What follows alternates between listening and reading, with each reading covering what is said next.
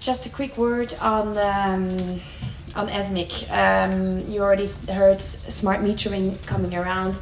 Well, that's something that we've been focusing a lot on in the past years, but more recently, in the past months, we've realized that there is much more to the world than smart meters, and we need to focus much more on the area around smart meters, so the whole part of consumer energy management and smart energy systems. So at ESMIG, we represent producers of smart energy products that generate and process energy information and try to do that in a very safe way as possible, the most safe way as possible, I should say. So what are we talking about then? Indeed, we're talking about smart meter manufacturers, but also people that develop displays to put in consumers' houses, that provide software through which consumers can manage their energy consumption. Now, I heard that this morning you have missed a part of the EU presentation that you should have on all the regulation that's going on at EU level on not only on smart meters but on smart grids in general. So I was not planning to do that, but I have a slide here that summarizes briefly what's going on at the moment at EU level in terms of policy, and there's always going on a lot, and the question is always, are we actually going to reach and implement whatever is prescribed at EU level? So for 2030, we had 2020 targets that were set to reach by 2020, but then it was realized that we were not really going to reach those targets. So new targets have been made for 2030. Most interesting is that the CO2 reduction that we should all achieve in the EU should be at 40%, and 27% of renewable energy and energy savings should be introduced. That's quite substantial, especially if you look at the role that smart grids and smart meters are playing in that whole picture, because at the moment we are quite behind in implementing smart meters, but also the further part towards the whole realization of the smart grid. Now, I think that was also realized by the European Union, and then they decided to come up with the Energy Union communication.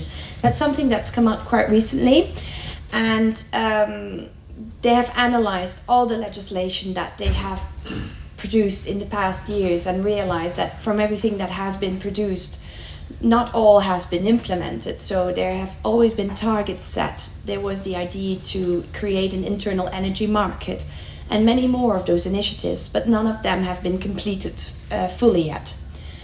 So another proposal that the EU is now doing is to create a new market design. So to really identify the roles in the European energy market and not make rules, but make recommendations on how these should interact and work together. So that means TSOs, DSOs, but also smart meter providers, ESCOs, so energy service companies, etc. How are they all going to work together in this new energy system? Now, there was the Energy Efficiency Directive as well 2 years ago, and that really prescribes that member states need to implement energy efficiency improvement measures in the context of the continuing deployment of smart grids. One could ask themselves, what does that actually really mean? We interpret it in fact in the way that member states should really now start making an effort to move towards smart grids, whether that means that they should roll out smart meters or whether they all should move towards demand response. That is another question, of course, and this is something that is more up to the member states to fill out. I don't want to go into much detail about this because that has already been done by the previous speaker in a way. What we see is that we are more moving from a supply-driven energy system to a demand-driven energy system.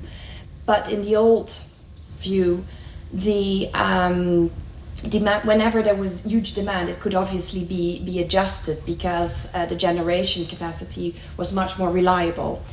In the new energy system, and that's something that is new, but we're not there yet at all. But for instance, in Germany, they are moving much faster towards this new energy system, where we are looking at increased integration of renewables and a very flexible demand. The question is, of course, and that was already said, is how are we going to deal with that when we are not certain whether all the flexible generation can live up to the demand at all times that the consumer decides to require energy or not.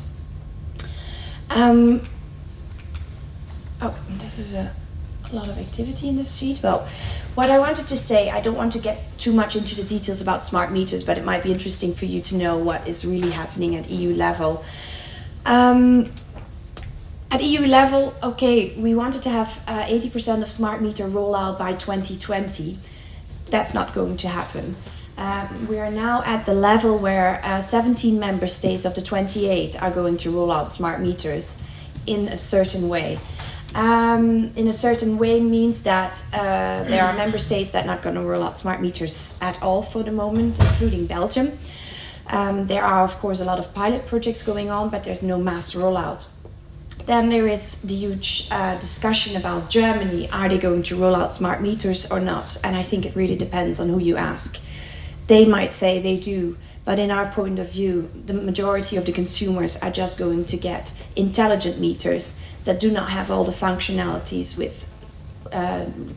through which the consumer can really engage in their energy management. So for instance, demand response is not going to be very easy in countries like Germany.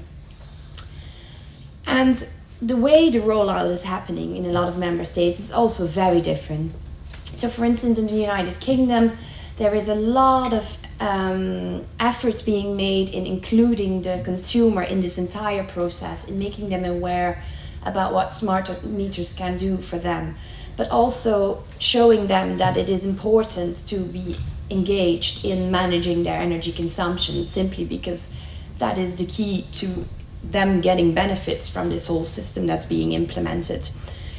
But in other member states, we just see that smart meters are being installed. Consumers do not really know what to do with it. They don't really like it, and the situation just continues, except for the fact that they now have a smart meter in their house, but themselves they don't really do anything with it, which really decreases the business case for smart meters in such countries. So smart meters, there are smart meters going to be, and there are going to be smart meters in Europe. We should say about 65% of the European consumers might have a smart meter in their home by 2020. So we're quite far away from the 80% that was being subscribed.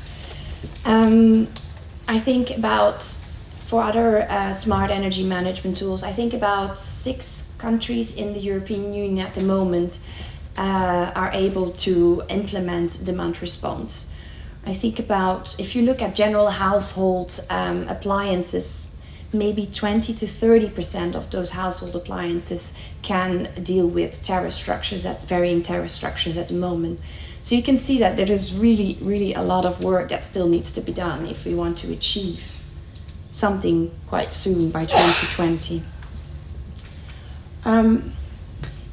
This is a sheet that gives a bit the overview of what smart meters have in terms of benefits, because I can imagine that for a lot of consumers, they don't necessarily see the benefit.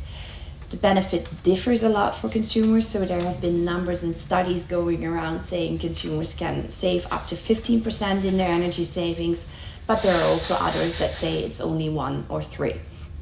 I think what is most important is that we see the benefits of introducing smart meters over the entire value chain, so not only for consumers, because there's been such a focus on consumers at the moment, but it's also a bit overreacted, because the smart meter is simply a box that is measuring something, and it's an enabler for a whole lot of other services. And those services are the most important for not only for consumers, but also for other actors in this field. So the focus should go a little bit away from the smart meters and really see what it can do as for the whole society. not only in terms of energy efficiency, but also to integrate the renewables to ensure that there is security of supply, but also to give the possibility for microgeneration. So these are much, much bigger things than just saving money on your energy bill, of course.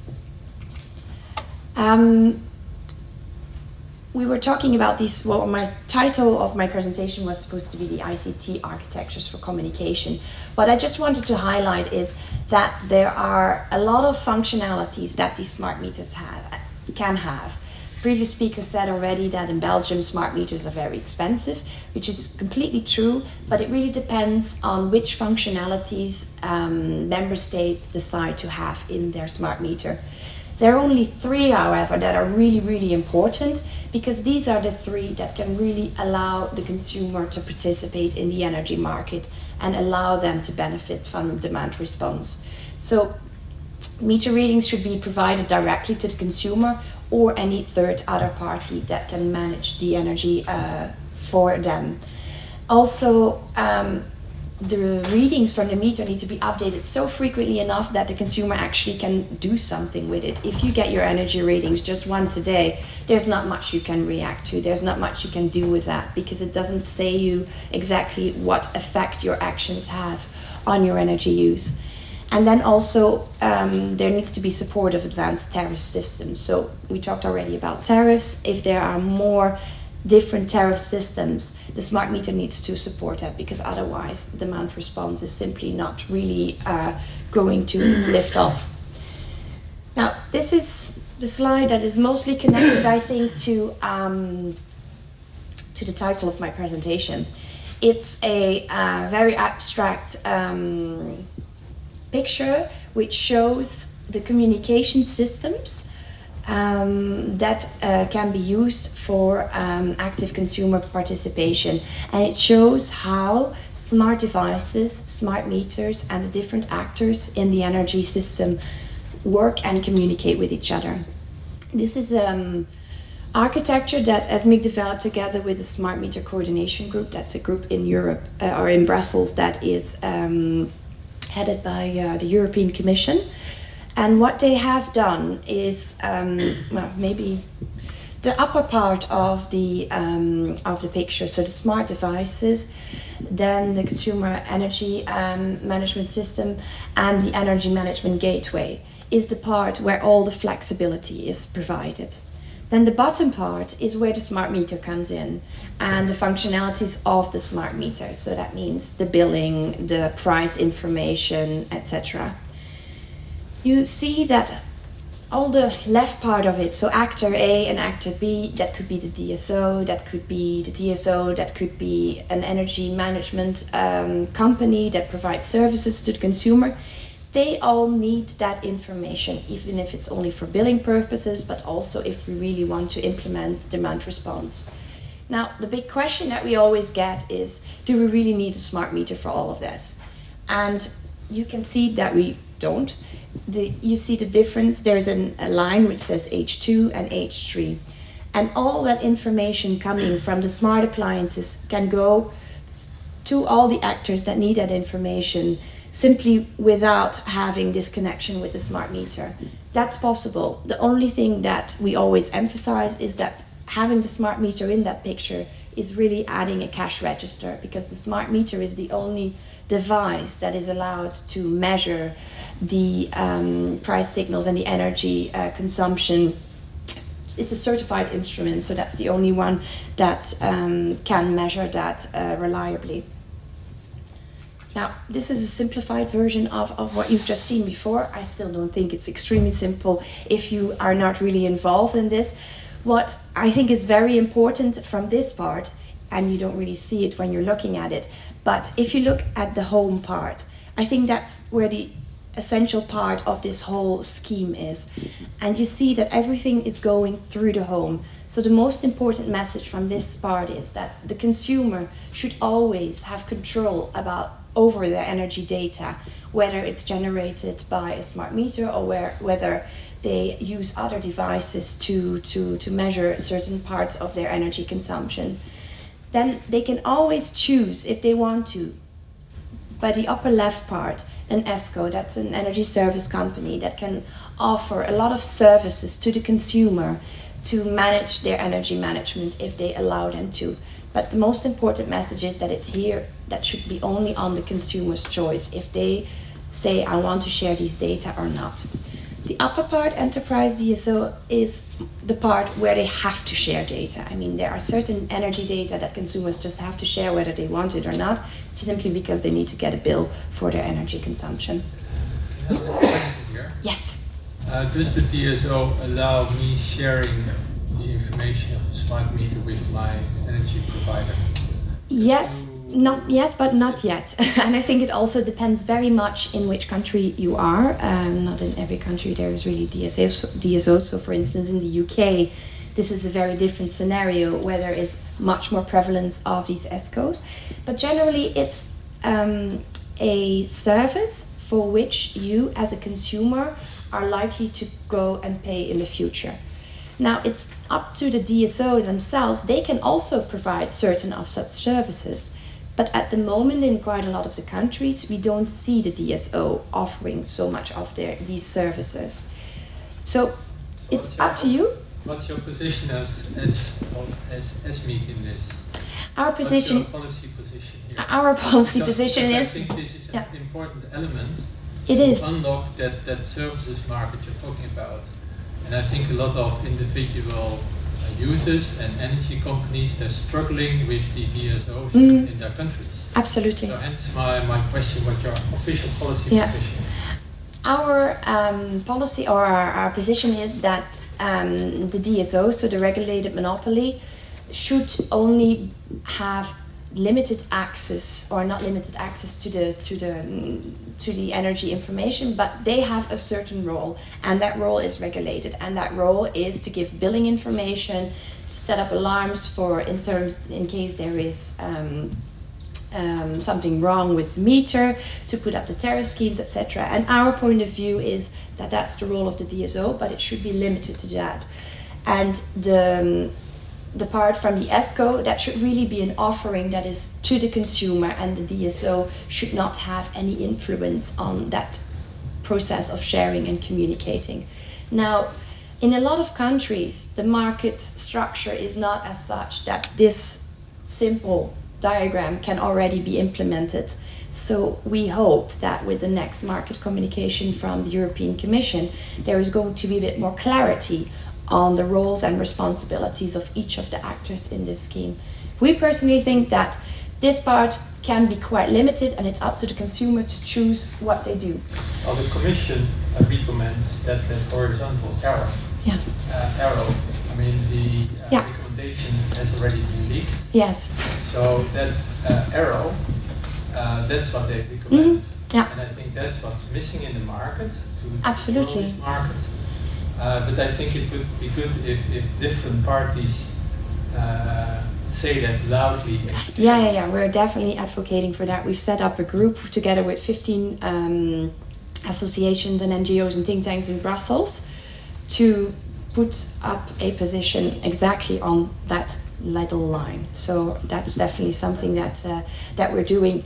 If you would have had the speaker here from this morning from Euroelectric, for instance, you would have heard a completely different position. So they are representing more that part of the story. So everyone has very different positions on that, and it's also clear and logical that the utilities are not so much in favor of sharing certain roles and responsibilities that they used to always have with other partners or other providers in this scheme. So, It even goes further, because you mentioned the Netherlands as one of the countries with the highest penetration of smart meters, but that's a country where the specifications block that horizontal arrow.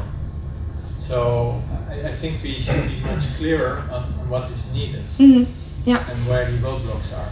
And I find it amazing that we invest in a country lots of money, consumer money, in smart meters, and then it's not future-proof. I think that's a huge problem in general. There has been, if we go back to this slide here, In 2013, the European Commission did a benchmarking study, and they looked at all the countries that are going to roll out smart meters and which ones are not. And they looked at which functionalities the smart meters will have. And then they said that only 50% of the smart meters that are going to be rolled out in the EU will actually have those A, B, and F functionalities that are really essential for consumer participation. So that was a huge issue. Then you are having 50% of smart meters in place that do not really have a function for the consumer at all. Now, that's already 2 years ago. In the meantime, they've done a new survey because we, as smart meter, a lot of the clients that we have, they have produced those smart meters and they couldn't believe that that was actually the case. Now the Commission has done a new survey and they will publish it next month, so in July.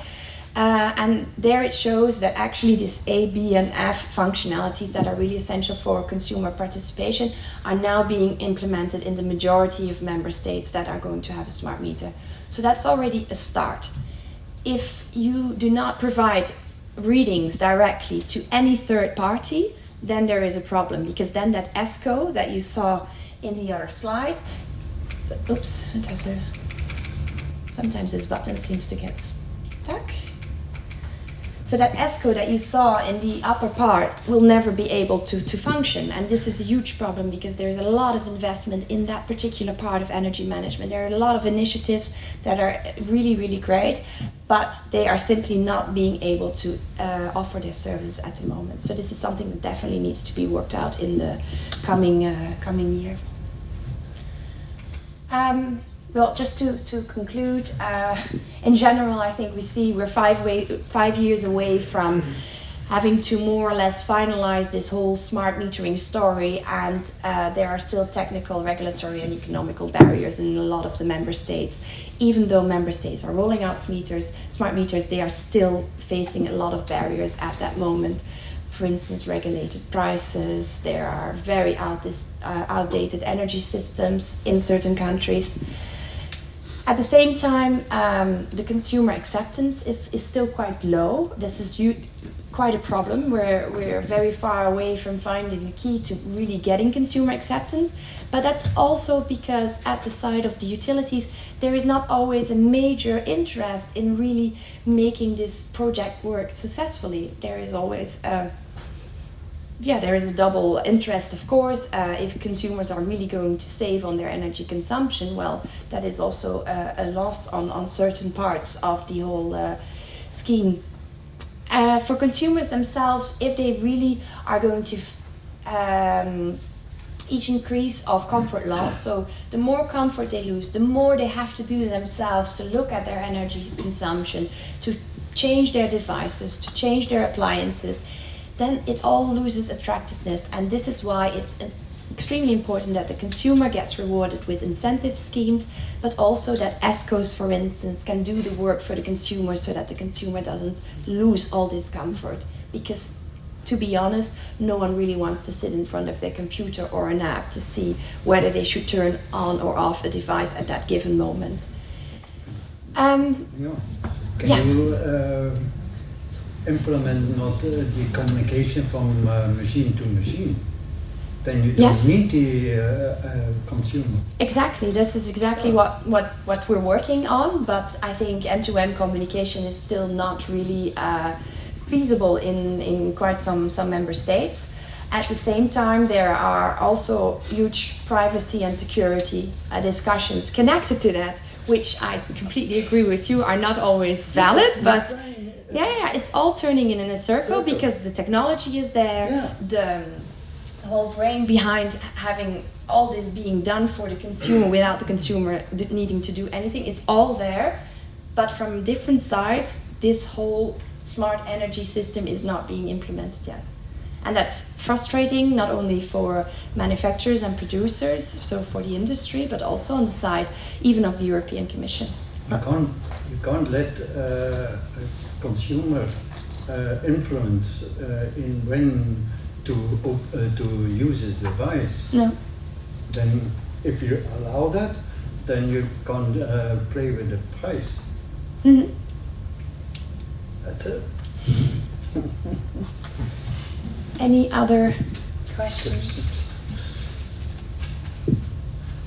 Okay. Thank you very much.